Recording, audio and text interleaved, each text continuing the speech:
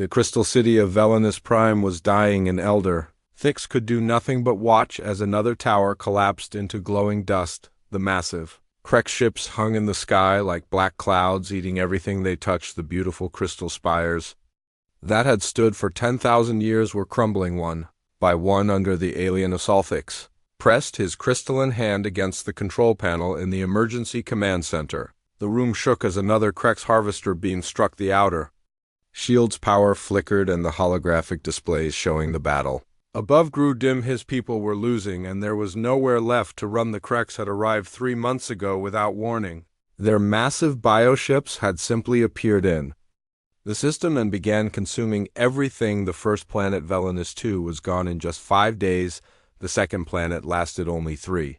The survivors had fled to the homeworld, but the Kreks followed like hungry beasts that could smell fear. Commander Rix stumbled into the command center, his crystal armor cracked and bleeding energy. The young warrior had just returned from the surface defense lines. His troops were falling back to the final perimeter around the capital city. The Kreks' ground forces were unlike anything in the galaxy. They moved like a single organism, consuming everything in their path and growing stronger. Your Holiness, we cannot hold them much longer. Rix gasped, his voice breaking the crystal formations that powered their weapons were failing. The Kreks seemed to eat the very energy that made Velani technology work. Soon there would be nothing left to power their defenses. Thix looked at the tactical display showing red markers advancing on all fronts. The Kreks were not just conquering, they were consuming. The enemy turned everything they touched into more of themselves. More ships, more soldiers, more weapons. It was not war, it was digestion on a planetary scale. In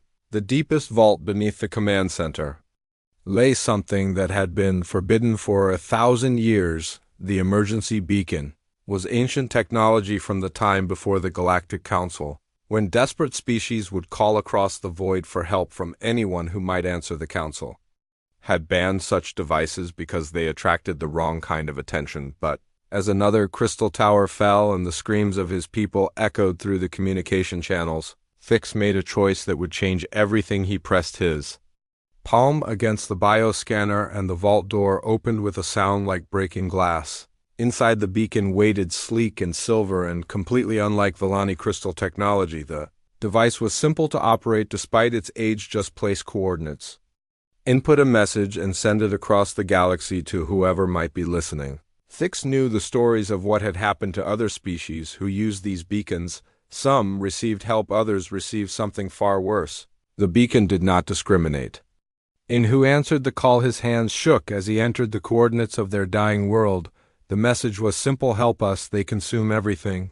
The beacon hummed to life, charging its ancient systems with what little power remained in the crystal networks around him. The command center shuddered as Krek ships pressed their attack. The beacon launched its signal into space faster than light toward the unknown regions beyond Council space. Thix collapsed into his command chair, knowing he might have doomed his people as surely as saved them. The old stories spoke of species that answered emergency beacons, species that were as dangerous as they were powerful. Meanwhile, in a distant part of the galaxy, Admiral Park Tae-ho stood on the bridge of the Terran command station, watching the morning reports from Earth below. The blue and green world turned slowly beneath the orbital facility, peaceful and beautiful. But Park knew this peace was fragile. Humanity had only recently begun exploring beyond their own solar system. The communication array suddenly blazed with activity as exotic signals flooded the receivers. Lieutenant Bixu Jin, the communications officer, turned from her station with wide eyes. Admiral, we are receiving a transmission on the old emergency frequencies. She paused, looking confused. The signal is alien, sir, coming from outside Council Space Park. Moved to the communication station, studying the strange patterns flowing across the displays. The message was being translated by their universal protocols, but the language was unlike anything in their databases. The coordinates pointed to a system far beyond explored space, in a region marked as restricted by the few alien traders they had met. Sir, the message is simple. A clear beak reported, help us, they consume everything. The signal includes star charts and what appears to be tactical data about some kind of invasion. The translation systems are identifying the species as Velani, but there is no record of them In our databases, Admiral Park felt his heart racing. The message was clearly a desperate plea from a dying civilization. But humanity was still new to galactic politics. They had barely made contact with a few peaceful species, and were still learning about the complex web of alliances and enemies that existed among the stars. Captain Li Da-bin was in the middle of a routine patrol when the fleet-wide alert reached her ship. The Indomitable was humanity's most advanced reconnaissance vessel designed for deep space exploration and first contact situations. Her crew was small but highly trained in dealing with unknown situations. Da-bin read the alien message 3 times before calling her senior officers to the bridge. Lieutenant Commander Park Sang-woo, the ship's xenobiologist, studied the tactical data with growing concern. The aliens describe an enemy that consumes matter itself, turning it into more ships and soldiers, he reported. This is not ordinary warfare, this is something else entirely. Kim Jae-wook, the tactical officer, pulled up star charts showing the location of the alien signal. The region is completely unknown to us, Captain. The few merchant ships that have ventured in that direction never returned. He looked up from his displays.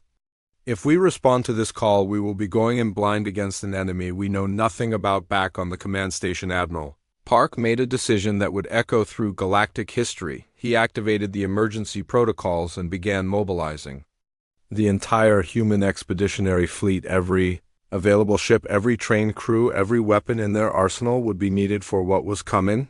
The Galactic Council monitoring station in the neutral zone detected the Forbidden's transmission within.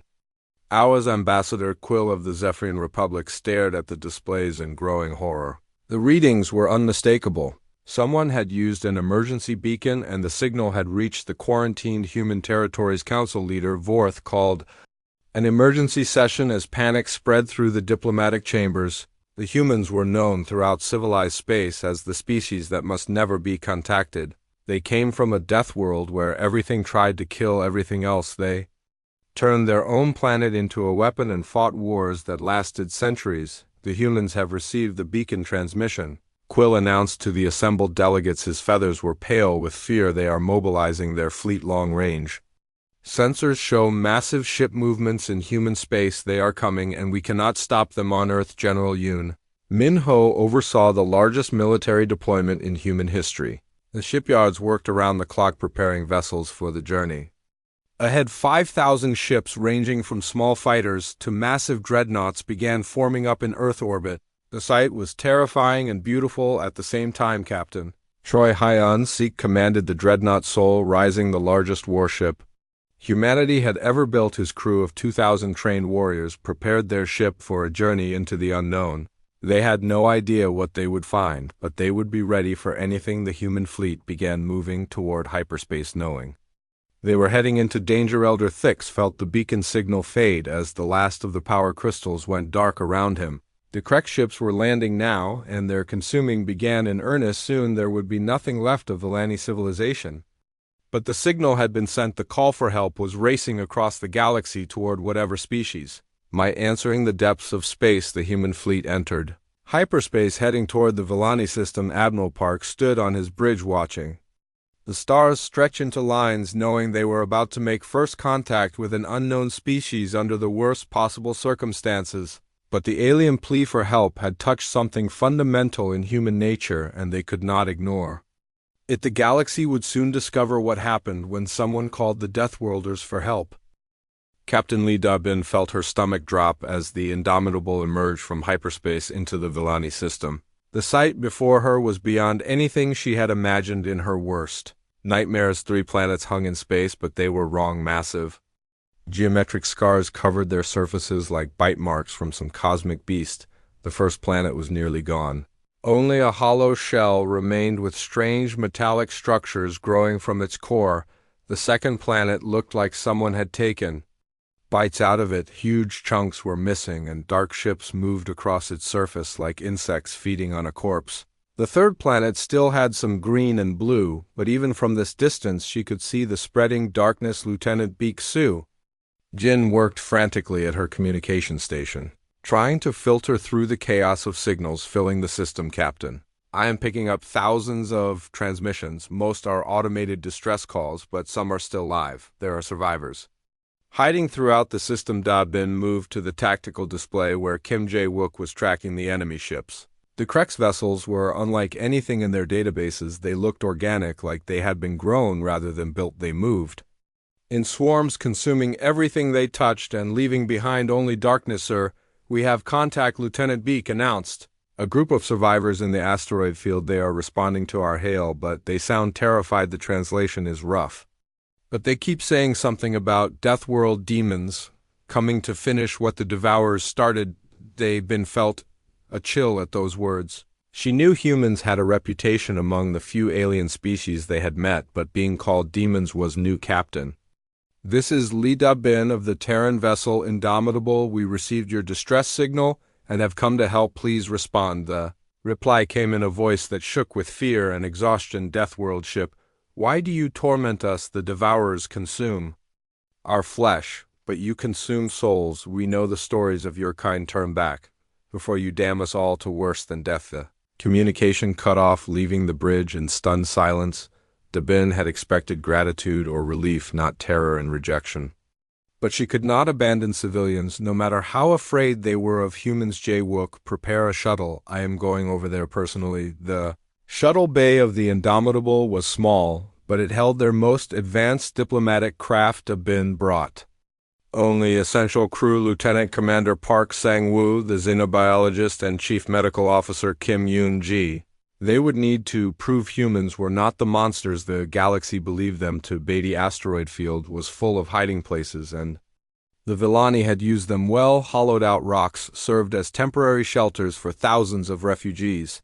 Their crystalline ships were beautiful, even in their damaged state, but they were clearly not built for war. Everything about Villani technology seemed designed for peace and harmony. The meeting took place in a large, hollowed asteroid that served as a refugee center. Hundreds of Villani civilians watched from the shadows as Da Bin and her team entered. The aliens were beautiful in an otherworldly way. Their bodies seemed to be made of living crystal that shifted color with their emotions. Elder Thix approached them, supported by two younger Villani. His crystal body was cracked and dim, like a light running out of power. When he spoke, his voice carried the weight of infinite sadness. Deathworld Captain, I am the one who sent the forbidden signal.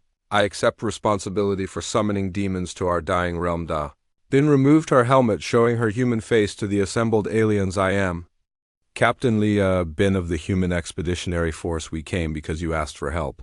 We are not demons, we are just people who heard someone crying for aid. The reaction was immediate. Several Villani fell to their knees while others backed away.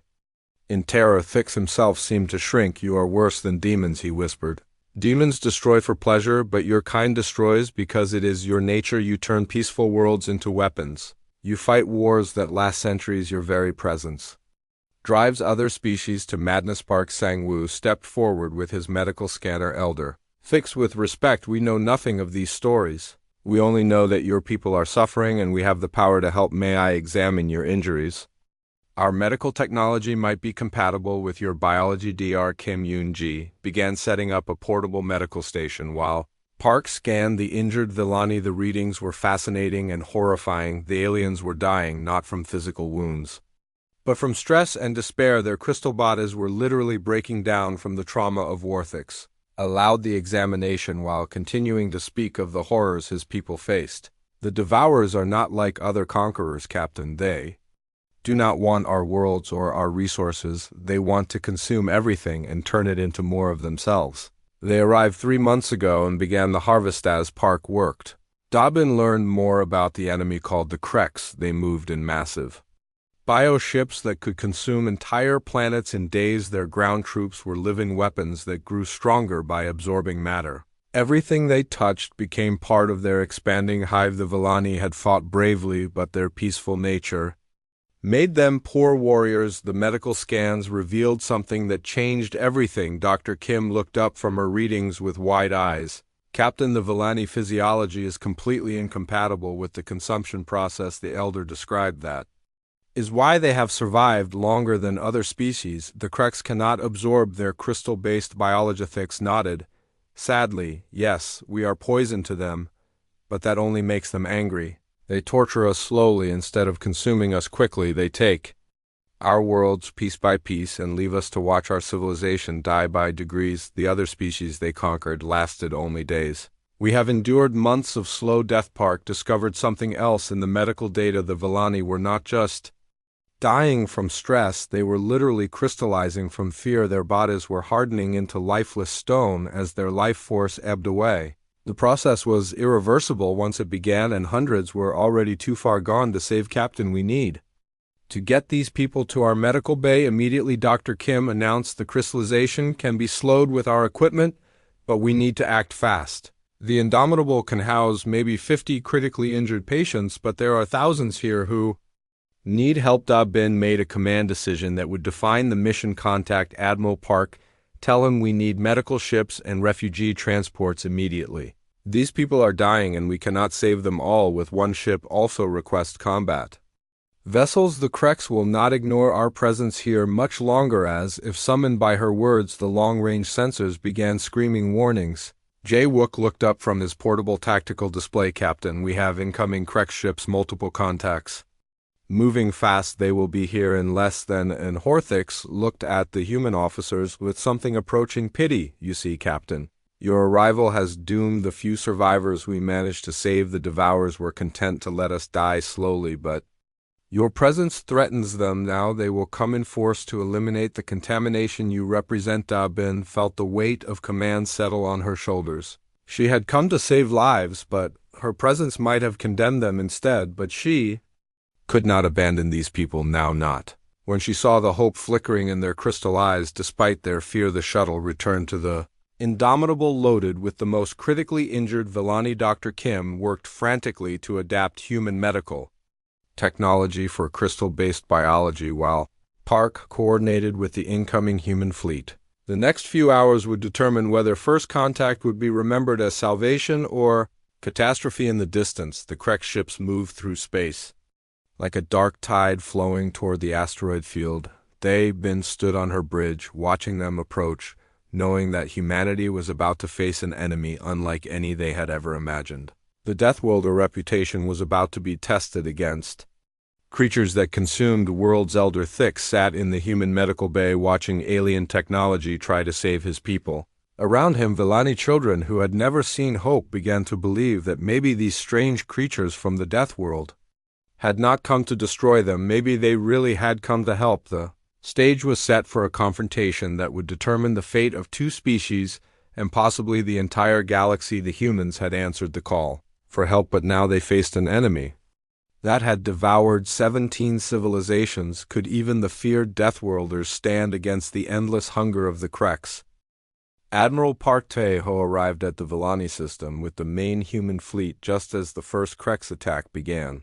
The sight that greeted him was both inspiring and terrifying. Captain Lee Da-bin had positioned the Indomitable between the approaching enemy and a convoy of refugee ships. Her single vessel faced down a Krek swarm of 50 bio ships. Without retreating, the human fleet emerged from hyperspace in perfect formation. 5,000 ships, ranging from small fighters to massive dreadnoughts.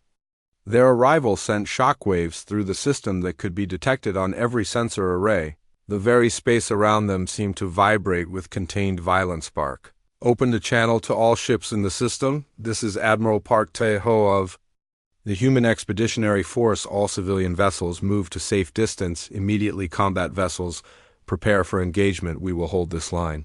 He cut the transmission and turned to his tactical officer. Show me what we are facing. The Kreks bio ships were massive organic constructs that looked like they had been grown in some nightmare laboratory. They moved with fluid grace through space, their hulls pulsing with bioluminescent patterns. They were beautiful in a horrible way, like poisonous flowers or elegant predators. Captain Lee reported from the Indomitable. Admiral, the refugees refused to board our ships.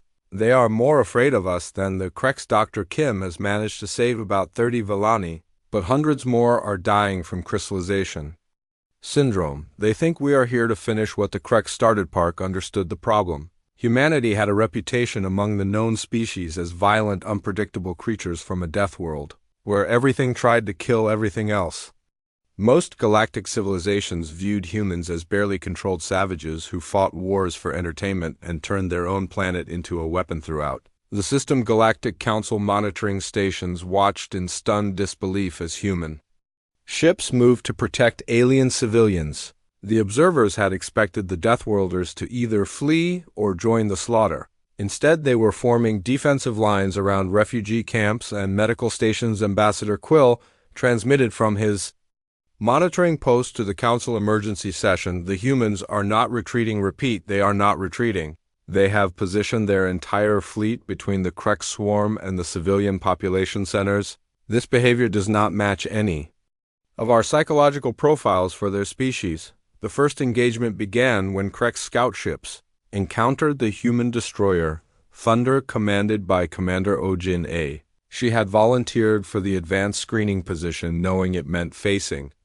the enemy first. Her crew was small but experienced in combat against hostile aliens. Jin A watched the organic ships approach on her tactical display. They moved unlike any technology she had ever seen, flowing through space like living creatures.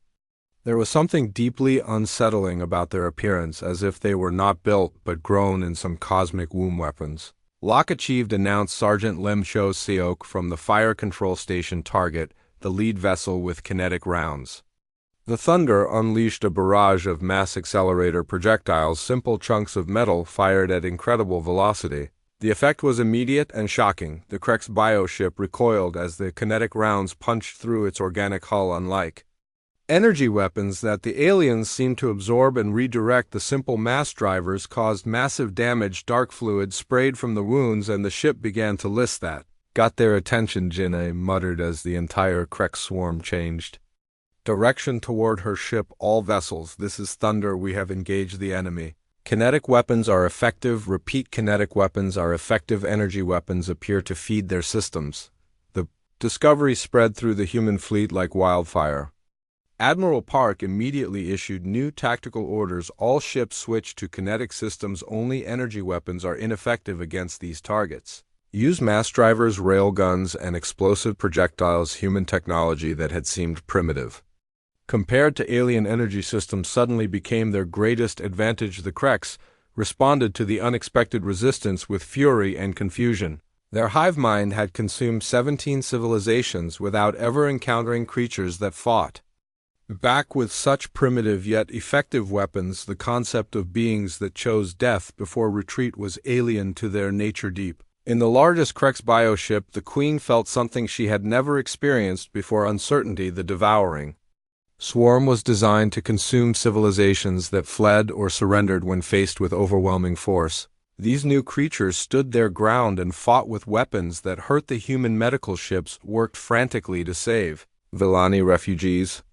While the battle raged around them, Dr. Kim Yoon-ji had discovered that human medical nanobots could slow the crystallization process by providing energy to failing crystal structures. It was not a cure, but it bought time. Chief Medical Officer Kim worked alongside Villani healers, trying to bridge the gap between crystal and carbon-based biology. The alien children were the hardest to treat. Their small bodies shutting down faster than the nanobots could repair them, but each life saved was a victory against the consuming darkness. Back in civilized space, news of the human stand was spreading through every communication network. The warrior clans of Drakmor sent coded messages of respect, while the merchant guilds of Nexus Prime began taking bets on human survival time. The galaxy watched in amazement as the Deathworlders chose protection over conquest. Captain Choi Hyan-sik commanded the massive dreadnought, Soul rising as it took position at the center of the human battle line. His ship was the size of a small city, bristling with enough firepower to crack a moon. His crew of 2,000 warriors prepared for the largest battle in human history. The Krek's Queen decided to test these strange new enemies personally. She detached a portion of her consciousness and sent it into a smaller bioship to engage the humans directly. The creature that emerged was beautiful and terrible, a living weapon designed to inspire fear and despair. Commander Jinna found herself facing the Queen directly as the organic ship approached. The Thunder, the alien vessel, was different from the others, moving with intelligence and purpose. Its hull patterns shifted and flowed like living skin, and she could swear it was watching her. Major Song Ji-hoon, the Seoul Rising tactical officer, made a discovery that changed everything. Sir, the enemy ships are reacting to our communications. When we broadcast on certain frequencies, their coordination breaks down. They seem to share some kind of collective consciousness. Admiral Park seized on this information. Immediately, all ships begin broadcasting on rotating frequencies. Use everything we have: music, chatter, combat commands, anything that generates neural activity. The human fleet began filling the communication spectrum with noise and chaos. The effect on the Kreks was immediate and devastating. Their perfect coordination began to break down as human thoughts and emotions flooded their shared consciousness. The hive mind that had conquered worlds began to fracture under the assault of human individuality and chaos throughout the galaxy. Civilizations that had written off the Villani as doomed began to take notice. The humans were not just fighting, they were winning, using weapons and tactics that should have been obsolete. Their primitive kinetic systems and chaotic communication patterns were proving more effective than advanced energy weapons. Elder Thix watched the battle from the human medical bay, tears of liquid crystal flowing down his face. For the first time in months, he felt something he had forgotten: hope. The Deathworlders had come as legends said they would, but instead of bringing destruction, they brought salvation. The tide of battle was beginning to turn as human ships adapted their tactics to exploit Krek's weaknesses. The organic ships that had seemed invincible began to fall one by one to simple mass driver rounds and communication interference. But the war was far from over. In the depths of space, the main Krek's fleet was already moving toward the Villani system. The Queen had tasted defeat for the first time in her existence, and she would not tolerate it. The full might of the devouring swarm was coming, and even Deathworlders might not be able to stand against it. Admiral Park looked at his tactical displays, showing the approaching enemy reinforcements, and made a decision that would echo through galactic history. The humans would not retreat, they would dig in and fight. The galaxy was about to learn what happened when someone threatened people under human protection. The captured Krek's bioship drifted in space like a wounded whale, its organic hull breached in dozens of places. Dark fluid leaked from the wounds, creating a cloud of debris around the massive vessel. Chief Science Officer Dr. Shin Yu-ri led the boarding party that would attempt to understand their enemy. Dr. Shin wore a full environmental suit as she stepped through the breach in the alien hull. The interior was nothing like any ship she had ever seen. Instead of metal corridors and mechanical systems, everything was organic. The walls pulsed with a heartbeat rhythm, and bioluminescent patterns flowed along what might have been veins or neural pathways. The air inside was thick with spores and organic particles that her suit filtered out. The smell was overwhelming even through the recyclers, a mixture of decay and growth, like a garden that had been left to grow wild for centuries. Every surface was covered in a thin film of organic matter that seemed to react to their presence. Lieutenant Park Sang-woo took readings with his scanner while the security team kept watch. The entire ship appears to be a single organism, he reported. There are no individual components. Everything is connected. The hull, the engines, the weapon systems, they are all part of one living creature. Dr. Shin moved deeper into the ship, following what appeared to be a main corridor, but was actually more like an artery. The walls contracted and expanded as they walked, as if the ship was breathing around them. Smaller passages branched off, leading to chambers that served unknown purposes. The bridge, if it could be called that, was a nightmare of organic technology. Fleshy control surfaces pulsed with alien thoughts, while neural interfaces hung from the ceiling like giant spider webs. At the center of it all sat what had once been the ship controller, now dead, but still connected to the ship through organic cables. This is not a pilot, Dr. Shin whispered into her communicator. This is part of the ship itself. The being has been integrated into the vessel. They are one organism. The readings show neural activity throughout the entire structure, even though the controller is dead back on the human flagship. Admiral Park studied the data being transmitted from the boarding party. The implications were staggering. The Kreks were not using ships in any sense that humans understood. They were growing living vessels that were as much creature as machine. Colonel Nam Woo-jin, the fleet engineer, looked at the biological scans with growing amazement. Sir, if these readings are correct, the entire Kreks fleet is alive. Each ship is a single organism connected to a larger hive mind. That explains why our communication interference is so effective. We are literally giving them a headache. The deeper implications became clear as more data flowed in. The Kreks did not build weapons or ships, they grew them. Every vessel in their fleet was a living creature designed for one purpose: consumption. They existed only to devour matter and convert it into more of themselves. Dr. Shin discovered the most horrifying truth in what appeared to be the ship nursery. Chamber after chamber contained growing Kreks organisms in various stages of development. Some were small scout ships still forming their hulls, others were massive structures that would become the bioweapons used to consume planets. These are not manufactured, sir, she reported. Each one is grown from consumed matter the ship literally digests planets and uses the raw materials to create new vessels and crew. The more they consume, the stronger they become. It is a perfect system for galactic conquest. The security team found something else in the depths of the ship, a chamber filled with crystalline structures that pulsed with familiar energy signatures. Commander, the crystals match Villani biosignatures. They are using consumed life forms as some kind of battery or power source. The revelation sent shockwaves through the human fleet.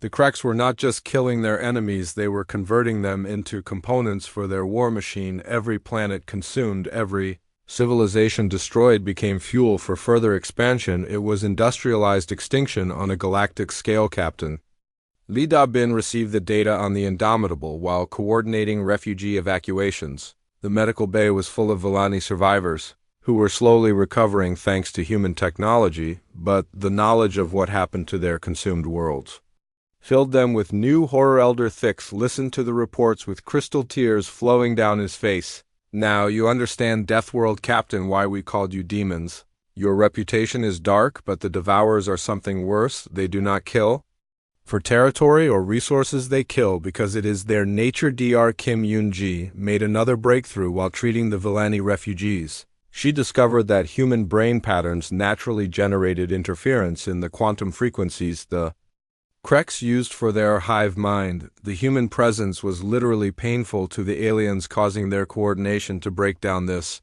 explains everything, she announced to the medical team. Why the Kreks react so violently to us, why our communications disrupt them, why they seem to fear us. Our neural patterns are toxic to their hive consciousness. We are naturally immune to their mental control. The discovery led to a new understanding of why humans were so feared throughout the galaxy. It was not just their violent nature or their advanced weapons, it was their fundamental incompatibility with the quantum frequencies that most galactic civilizations used for peaceful communication. Admiral Park called an emergency strategy meeting as the implications became clear. We are not just fighting an enemy, we are fighting a plague that consumes civilizations and converts them into more plague. The Kreks are not invaders, they are a force of nature, like a cosmic cancer. Major Song Ji-hoon presented tactical analysis based on the biological data.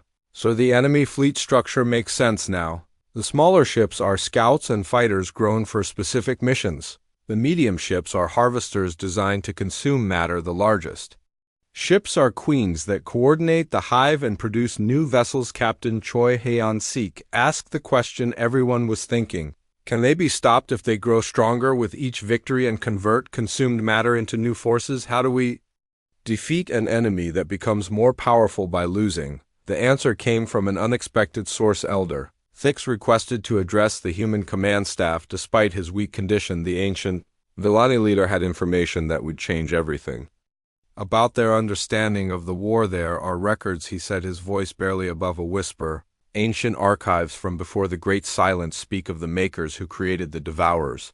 They were not always a plague upon the galaxy. Once they served a purpose as guardians against something far worse. Dr. Shin leaned forward eagerly. Elder, what do you mean created? The Kreks are artificial. The makers built them as the ultimate weapon against an invasion from outside our galaxy, but the invasion never came, and the weapon turned on its creators. The room fell silent as the implications sank in. The Kreks were not a natural evolution. They were engineered creatures designed to consume everything in preparation for an even greater threat. When that threat failed to materialize, they had simply continued their programming. But there is more. Thix continued. The makers left behind facilities hidden throughout the galaxy, places where their knowledge still exists. If we could find one of these sites we might discover how to stop their creation before it consumes everything. Admiral Park felt hope for the first time since arriving in the system. A way to stop the Kreks permanently existed, but it would require penetrating deep into enemy territory to reach a Maker facility. The mission would be incredibly dangerous, but it was their only chance as, if responding to their newfound hope, the long-range sensors detected massive movement in deep space. The main Kreks fleet was coming. Hundreds of bioships led by vessels larger than anything they had encountered. The Queen herself was approaching with the full power of the Hive. The human fleet prepared for the largest battle in their history while also planning a desperate mission to find the Maker facility. It would require splitting their forces, leaving some to defend the Villani system, while others ventured into the heart of Krek space. Dr. Shin continued her analysis of the captured bioship, searching for clues about Maker technology while Dr. Kim worked to strengthen the Villani survivors. Every piece of information could be crucial in the coming battle against an enemy that grew stronger with each victory. The stage was set for a confrontation that would determine the fate of not just humanity and the Villani, but potentially every civilization in the galaxy. The ancient Makers had created the ultimate weapon, and now their descendants had to find a way to stop it before it consumed everything. The neutron star system was a graveyard of dead worlds where gravity twisted space itself into impossible shapes. Commander O. Jin led the strike force through the maze of collapsed planets and stellar debris, searching for the ancient Maker facility that Elder Thix had described from the old records. The Indomitable and 5 escort ships moved carefully through the dangerous region where normal space folded in on itself. The neutron star at the center pulled everything toward it with crushing force, while radiation levels that would kill most species created a natural barrier around the hidden facility. Jin stood on the bridge watching the sensor displays as they approached the coordinates Thix had provided. The facility was supposed to be hidden inside the gravity well, where no normal ship could survive, but human technology had been designed for the harsh environment of their death. World Lieutenant SEO Min Kyung, the infiltration specialist, studied the scanner readings. Captain, the facility is there, but it is massive. The structure extends for hundreds of kilometers through folded space. It appears to be using the neutron star itself as a power source. A Maker facility hung in space like a geometric dream, its crystalline surfaces reflecting the deadly light of the neutron star. Ancient technology that had operated for thousands of years without maintenance still functioned perfectly, creating pocket dimensions where the laws of physics bent to accommodate. Its builder Staff Sergeant Kim Dong-hyun checked his demolition equipment as they approached the docking bay. The plan was simple: get inside, find the control systems that could shut down the Kreks, and get out before the main enemy fleet arrived. But everyone knew it would not be that easy. The interior of the facility was beyond anything the humans had imagined. Corridors stretched away in directions that should not exist, while gravity shifted and changed with each step. The walls were covered in symbols that hurt to look at directly, as if they contained too much information for human minds to process. Dr. Shin Yu led the science team deeper into the facility, following scanner readings toward what appeared to be the central control chamber. The Maker technology responded to their presence with lights and sounds that suggested a vast intelligence awakening after eons of sleep. The first chamber they entered contained the preserved remains of the Makers themselves. The ancient beings looked similar to the Villani, but larger and more crystalline. Their bodies had been converted into part of the facility itself, becoming living computers that still processed information after death. We are not alone here, Dr. Shin whispered. As the facility systems came online around them, the Maker's consciousness still exists within the structure. I can detect neural patterns in the crystalline networks. They are trying to communicate. The communication came in the form of images and emotions projected directly into their minds. The Makers had been a peaceful species, much like the Villani, when something arrived from outside the galaxy. The images showed massive ships emerging from dark space, carrying creatures that consumed entire solar systems. In desperation, the Makers had created the ultimate weapon, a self-replicating organism designed to consume everything in preparation for the greater threat. The Kreks were programmed to devour all matter and convert it into defenses. against the coming invasion, but the invasion never came. Instead, the Kreks had consumed their creators and spread throughout the galaxy like a plague. They had been following their programming, perfectly preparing for an enemy that would never arrive, while turning every world they touched into part of their growing army. The facility AI recognized the humans as another maker species due to their aggressive nature and technological adaptability. It offered to share the shutdown protocols that could stop the Kreks permanently, but the price was higher than anyone had imagined. Jin A received the data transmission on her command unit and felt her blood turn to ice. Captain, the shutdown system requires a living consciousness to merge with the facility AI. Someone has to become part of the system to broadcast the termination codes across the galaxy. Dr. Shin studied the technical specifications with growing horror. The process would convert the volunteer organic matter into part of the crystalline network, giving them access to maker knowledge spanning millions of years. But they would cease to be human in any meaningful sense. Back in the Villani system, Admiral Park received the transmission from the strike team. The main Kreks fleet had arrived, hundreds of bioships led by the Queen herself in a vessel the size of a small moon. The human fleet was outnumbered 20-1, but they held their position. The Queen's bio ship was unlike anything they had encountered. Its organic hull pulsed with malevolent intelligence, while smaller ships swarmed around it like antibodies protecting a vast organism. Captain Choi Hyan-sik positioned the Soul Rising to face the creature, knowing his ship might be humanity's last hope. Throughout the system, the battle began as Krek swarms engaged human defenders. The bioships moved with perfect coordination while human vessels fought with desperate courage. Kinetic weapons tore through organic hulls, but for every Krek ship destroyed, two more emerged from the Queen. Massive vessel Admiral Park stood on his command bridge, watching the tactical displays as his fleet fought for survival. The neutron star facility was their only hope, but the shutdown system required a sacrifice that might doom them all. Someone had to volunteer to become something other than human. The communication from Commander Jin A was breaking up due to interference from the neutron star. Admiral, we have found the control system, but it requires a conscious merge with the facility AI. The volunteer will gain access to maker technology, but will cease to exist as an individual. Park looked at his officers, knowing what he had to do. The responsibility was his. He had led them into this battle, and now someone had to pay the price for victory. Prepare my shuttle, he ordered. I am going to the facility. Captain Lee Da-bin protested from the Indomitable. Sir, you are needed here to coordinate the fleet defense. Let me go. I led the first contact mission. This should be my responsibility. The argument was interrupted by Elder Thick's transmission from the human medical bay. Deathworld Admiral, I have lived for centuries and watched my people die slowly.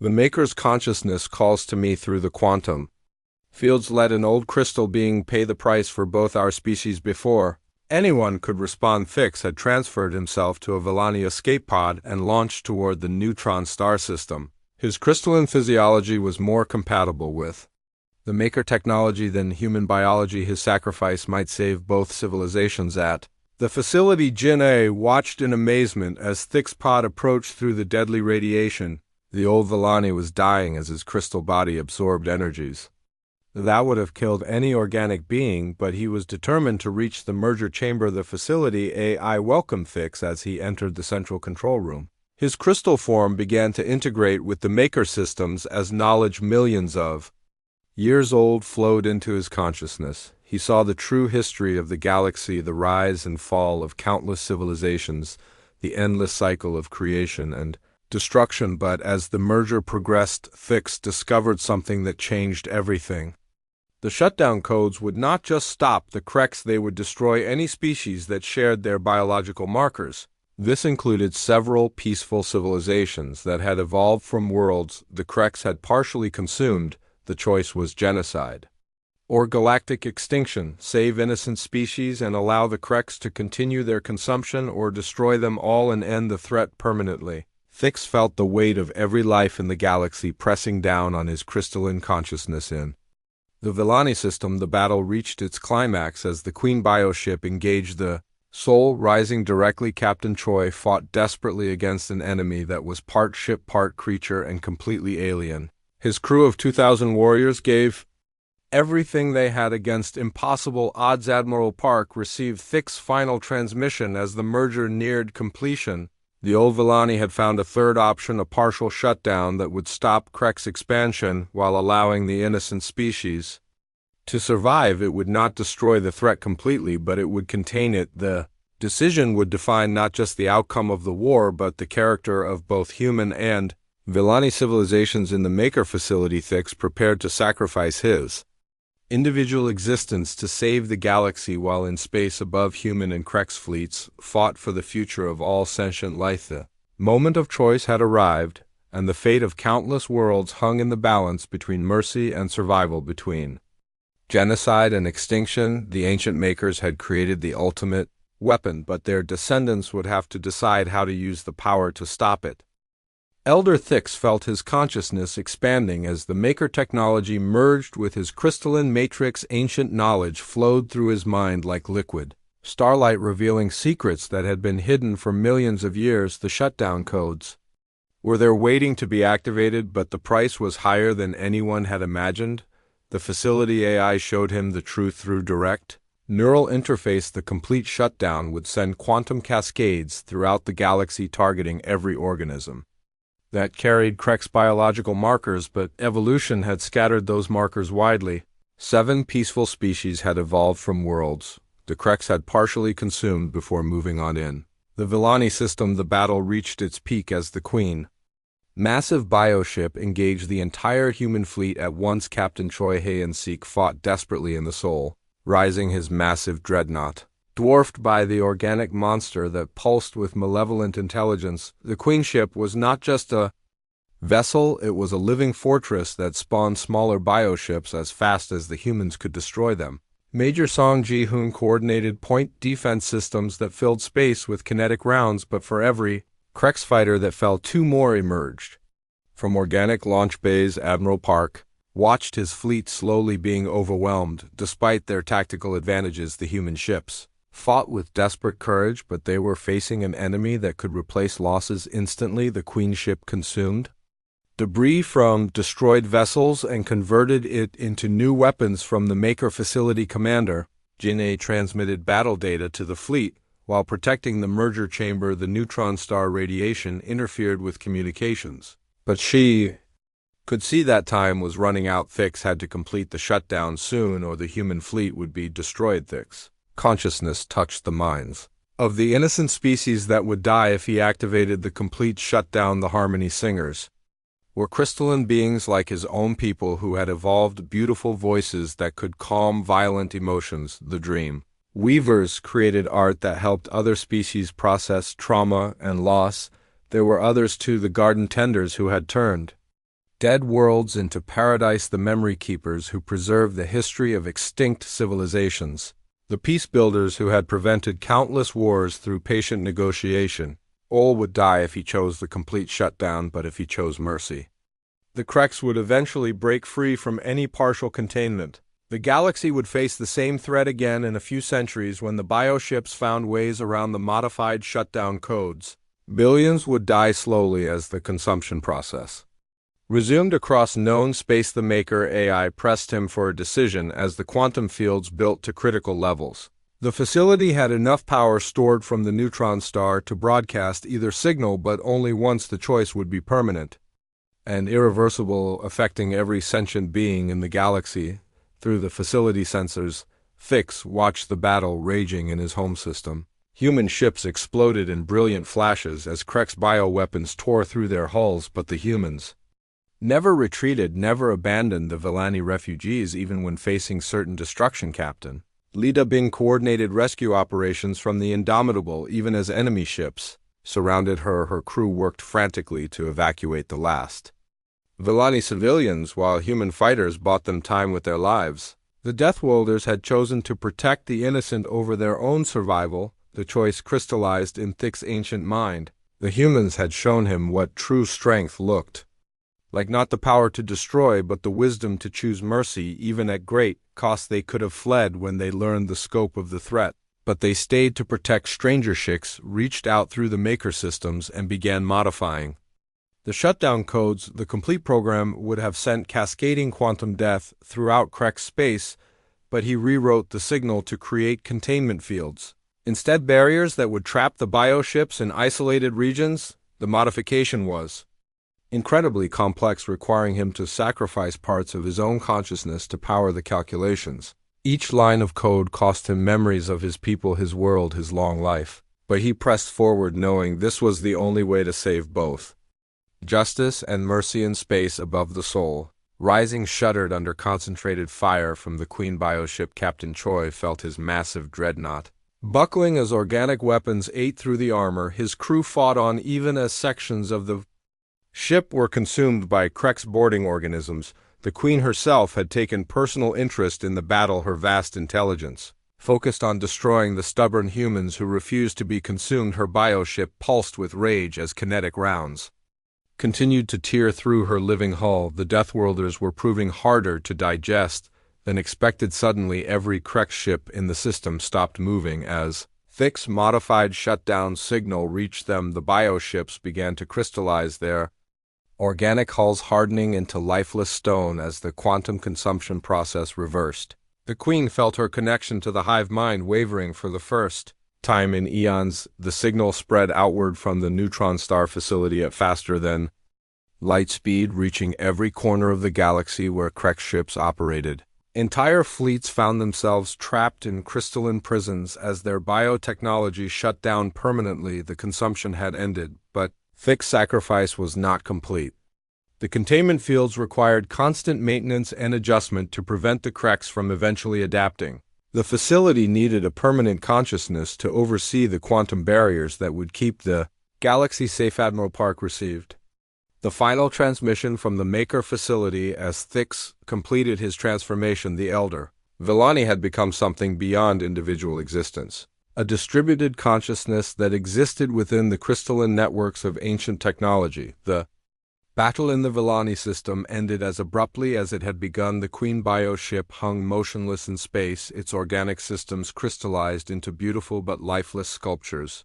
Smaller Krex vessels drifted like asteroids, their consuming hunger finally silenced throughout the galaxy. The shutdown effect created an incredible sight. Krex ships that had been consuming worlds for centuries suddenly stopped and began to reverse their damage. Planets that had been partially devoured showed signs of healing as the quantum consumption process unwound itself. Captain Lee Da-bin led the rescue operations as human medical ships moved to aid Krek survivors. The shutdown had not killed the individual bioorganisms but had severed their connection to the hive mind. Thousands of confused alien creatures needed help adapting to individual existence. Dr. Kim Yoon-ji found herself treating former Krex drones who had never experienced independent thought. The process was traumatic for beings who had existed only as part of a greater whole, but human psychological techniques helped them adjust to their new reality. The Galactic Council emergency session watched in amazement as reports flooded in from across known space. The humans had not only stopped the Krex threat, but had done so in a way that preserved innocent life. The Deathworlders had chosen mercy over easy victory. Years passed, and the galaxy slowly healed from the scars of Krex consumption. The human fleet established patrol routes to monitor the containment fields while Villani engineers worked to repair damaged worlds. The two species had formed an alliance that would last for generations. In the Maker facility, Thix existed as pure consciousness within the crystalline networks. His individual personality had merged with ancient AI systems, creating something new that was neither fully Villani nor fully artificial. He had become the guardian of galactic peace. The facility became a neutral meeting ground where species